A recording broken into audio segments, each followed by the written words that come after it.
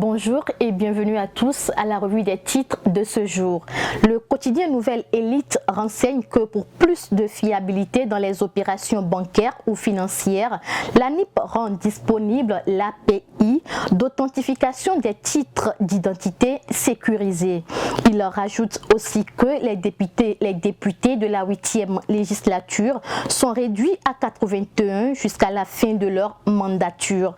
Le grand quotidien titre l'ANIP pour la sécurisation des transactions et autres opérations bancaires ou financières.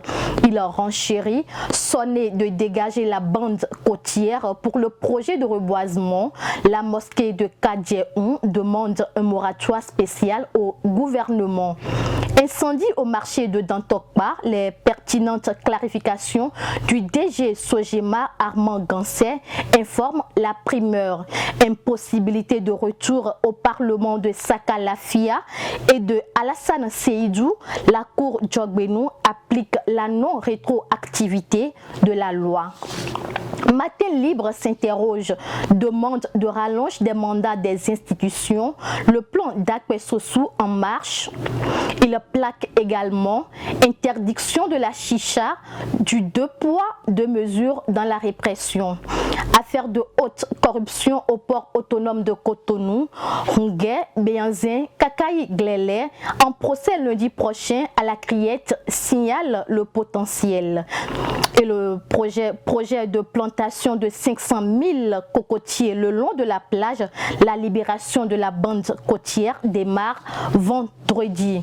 Le Béninois libéré placarde convergence de situations malheureuses ces derniers jours, sale temps pour Yahi. Il amplifie désignation des membres du conseil électoral, dernier jour pour Talon et Rompé.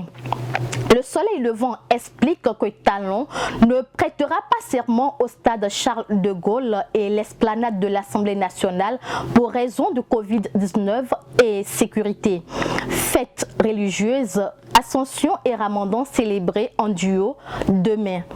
L'Audace Info met à sa manchette, levant un coin de voile sur les félicitations douanières et sur les facilitations douanières et sur le commerce transfrontalier au port de Cotonou. Malerossou révèle les réformes actées. Il affiche aussi emprisonnement d'acteurs politiques de l'opposition béninoise visés par des enquêtes judiciaires indécises vers la descente aux enfers de la justice. Le Grand Regard lutte contre le harcèlement sexuel dans les universités publiques. L'impossible face au doux crime des universitaires. Le même journal renseigne qu'après d'intenses activités, Yarou se retire pour mieux envisager son avenir politique. Les 4 vérités informent célébration de la fête de l'Aïd el-Fitr. L'UIB confirme la fête du Ramadan pour jeudi. Marchandage démocratique ou la difficile voie pour le développement, le professeur Abiola expose les tares des gouvernances en Afrique. Ce sera tout pour la revue des titres de ce mercredi 12 mai 2021.